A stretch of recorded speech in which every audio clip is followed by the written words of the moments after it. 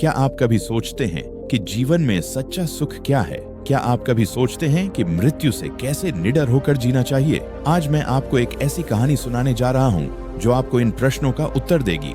आइए कहानी शुरू करते हैं। इससे पहले कि आप इस कहानी में खो जाइए, अभी इस चैनल को सब्सक्राइब कर लें। एक बार की बात है, एक नौजवान युवक बुद्ध के पास आता है और उनसे कहता है, हे बुद्ध, क्या आप मेरे एक सवाल का जवाब देंगे? बुद्ध ने मुस्कुराते हुए कहा, पूछो, क्या पूछना है? इसके बाद उस युवक ने कहा, हे बुद्ध, मेरी उम्र अभी बहुत ज्यादा नहीं है, लेकिन मैं बहुत परेशान रहता हूँ, बहुत दुखी रहता हूँ। मैं आपसे यह जानना चाहता हूँ कि मेरे जीवन में अभी से इतनी दुख है, तो मेरी जिंदगी तो अभी बहुत बाकी है। क्या मेरे जीवन में दुख बढ़ते ही रहेंगे या इन दुखों से छुटकारा पाने का कोई रास्ता नहीं है? ये सुनकर बुद्ध कहते हैं, कहाँ हैं तुम्हारे दुख? मुझे तो दिखाई नहीं दे रहे। ये सुनकर वह युवक कहता है, हे बुद्ध, दुख तो मेरे अंदर हैं, मेरे भीतर हैं, वे आपको कैसे दिखाई देंगे? ये सुनकर बुद्ध उसी वक्त से पूछते हैं, क्या तुम्हें अपने दुख दिखाई देते हैं? वो युवक कहता है, हे बुद्ध, मैं अपने दुखों को भली भांति देख पा रहा हूँ। तब बुद्ध ने पूछा, दुखों का मूल क्या है? बुद्ध और उस युवक में चर्चा चल ही रही होती है कि तभी एक भिक्षु दौड़कर वहां पर आता है। वह भिक्षु तथागत बुद्ध के कान में कुछ कहता है। इसके बाद बुद्ध उसी वक्त कहते हैं, चलो आज मैं तुम्हें जीवन का सत्य दिखाने के लिए एक जगह पर लेकर चलता हूँ। वहां पर तुम्हें कुछ भी नहीं बोलना है, चुपचाप सारी बातें सुनते रहना है। इसके बाद तुम्हें अपने सारे प्रश्नों के उत्तर खुद ही मिल जाएंगे। ये कहकर वह युवक गौतम बुद्ध के पीछे पीछे चलने लगता है।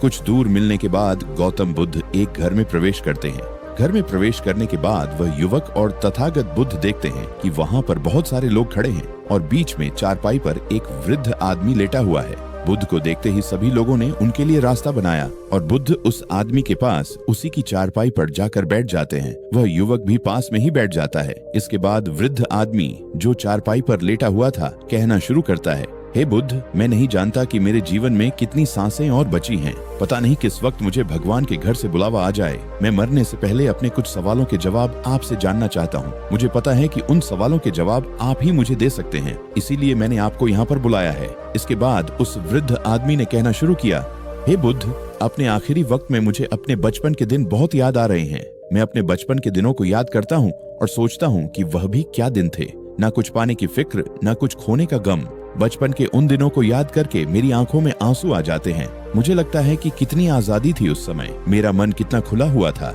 मन में कुछ भी पाने की इच्छा नहीं थी। जिस भी खेल में लग जाते थे उसी खेल में पूरे दिन लगे रहते थे। लेकिन कुछ समय बाद जैसे जैसे मैं बड़ा होने लगा वैसे वैसे लोग मुझे जिंदगी की दौड़ में आगे निकलने के लिए कहने लगे। मेरे पिता अक्सर मुझसे कहा करते थे, तुम पढ़ाई में अपने भाई जैसे क्यों नहीं हो? तुम दूसरे लोगों से पीछे क्यों रहते हो? ये सब सुनकर मेरा मन बहुत बेचैन रहने लगा। लोग मुझे बहुत ताने मारते थे क्योंकि ना तो मैं खेल में अच्छा था और ना ही पढ़ाई में। सब लोग मुझे किसी और की तरह बनने के लिए कहते थे और उन तानों से तंग आकर मैंने जीवन में कुछ हासिल करने का निश्चय किया। मैंने अपने आप से वादा किया कि मैं भी अपने भाई की तरह कामयाब इंसान बनूंगा और इसके लिए मैं दिन रात मेहनत करने में लग गया। शुरुआत में बहुत मुश्किलें आईं, बहुत निराशा हाथ लगी, लेकिन मैंने हार नहीं मानी और मैंने खुद अपना व्यापार खड़ा कर लिया। उसके बाद मुझे कुछ पाने का एहसास हुआ। मुझे बहुत खुशी हुई क्योंकि जो लोग मुझे ताने देते थे वही लोग अब मेरे आगे पीछे घूमने लगे थे। कुछ वक्त बाद एक रईस बेटी के साथ मेरी शादी हो गई और उसके बाद मुझे लग रहा था जैसे मेरा जीवन स्वर्ग बन गया हो। कुछ साल बाद मुझे 2 बेटे प्राप्त हुए। दोनों बहुत ही सुंदर और हर्ष थे। अब मेरा मन मेरे बच्चों के लिए कुछ करने को उत्सुक हो गया। मैं और भी ज्यादा धन कमाने में लग गया और जल्द ही मैं अपने नगर का सबसे बड़ा व्यापारी बन गया। सब कुछ अच्छा चल रहा था, लेकिन अनहोनी को कौन टाल सकता है? एक दिन अचानक मेरी पत्नी मुझे छोड़कर चल गई। इससे मुझे बहुत गहरा सदमा पहुंचा। मैं कई दिनों तक अपने घर से बाहर नहीं निकला। मेरे बेटे मुझे हिम्मत देते थे। वे कहते थे, पिताजी, माताजी तो नहीं रही और जो हो चुका है वह वापस नहीं आ सकता, लेकिन हम दोनों भाई आपका हमेशा साथ देंगे, आपकी हमेशा सेवा करेंगे। आपको किसी बात की कोई चिंता करने की आवश्यकता नहीं है।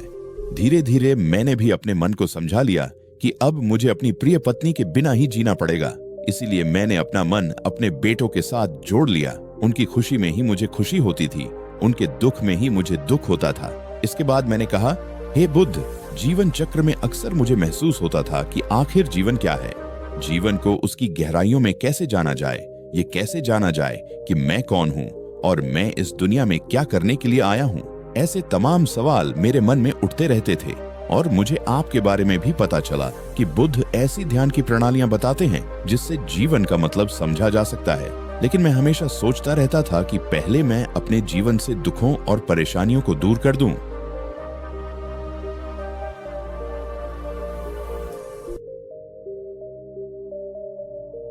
उसके बाद ध्यान में अपना पूरा मन लगाऊंगा, और यही सोच सोच कर मैं कभी ध्यान नहीं कर पाया। धीरे धीरे वक्त बीतता गया और आखिर में उम्र ढलने के बाद मैं बीमार पड़ गया। वैसे मेरे जीवन में कोई कमी नहीं रही। मेरे बेटों ने मेरा अच्छा साथ दिया। मैंने जीवन में बहुत कुछ हासिल भी किया। लेकिन अब जब मैं अपने जीवन में पीछे मुड़कर देखता हूँ तो मुझे एहसास होता है कि मेरे बचपन के दिन ही सबसे प्यारे दिन थे। तब उस आदमी ने बुद्ध से पूछा, मैं चंद मिनट का मेहमान हूँ, ये मैं जानता हूँ, लेकिन क्या आप कुछ ऐसा सूत्र मुझे बता सकते हैं जिससे कि मैं सुकून से मर सकूं, मेरे मन के सारे सवाल शांत हो जाएं और मैं जीवन का असली मतलब समझकर मर सकूं? ये सुनकर बुद्ध ने कहा, हर इंसान को बचपन के दिन प्रिय क्यों होते हैं? क्योंकि उस समय उसे कोई चिंता नहीं रहती, वह आजाद होता है, उसके मन में कोई लालसा नहीं होती।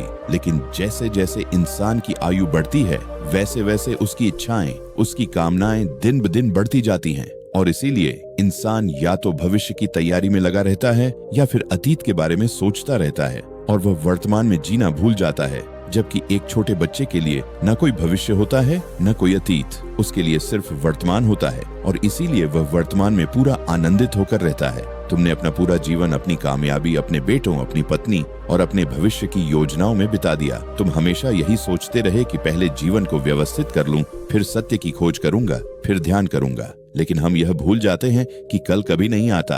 भविष्य की योजनाएं कभी पूरी नहीं होती। एक योजना पूरी होती है तो मन दूसरी योजना बना लेता है, और इसी तरह जीवन चक्र चलता रहता है। अब जब मृत्यु तुम्हारी शैया पर लेटी हुई है तो तुम्हें एहसास हो रहा है कि तुम कुछ भी अपने साथ नहीं ले जा सकते। अगर यही बात तुम पहले समझ लेते तो उसी वक्त ध्यान और सत्य की खोज में लग जाते। मृत्यु कभी निश्चित होकर नहीं आती, वह कभी भी आ सकती है। उस वृद्ध आदमी ने हाथ जोड़कर बुद्ध से कहा, हे बुद्ध, अब मैं समझ गया हूँ कि मुझसे गलतियां हुई हैं। मैंने अपने जीवन को सार्थक रूप से जिया ही नहीं, लेकिन क्या मुझे अभी सत्य की कोई झलक मिल सकती है? बुद्ध ने उसे सांत्वना देते हुए कहा, अब एक ही सूत्र समझने योग्य रह गया है, और वह यह कि तुमने जीवन में जो कुछ भी पाया, जो कुछ भी खोया, सब यहीं छोड़ दो। अपने मन को उनसे मत बांधो। ये जान लो कि जीवन में कुछ भी स्थायी नहीं है। जब तुम इस बोध से भर जाओगे तो तुम शांति से मृत्यु को स्वीकार कर पाओगे। यही मरने की कला है।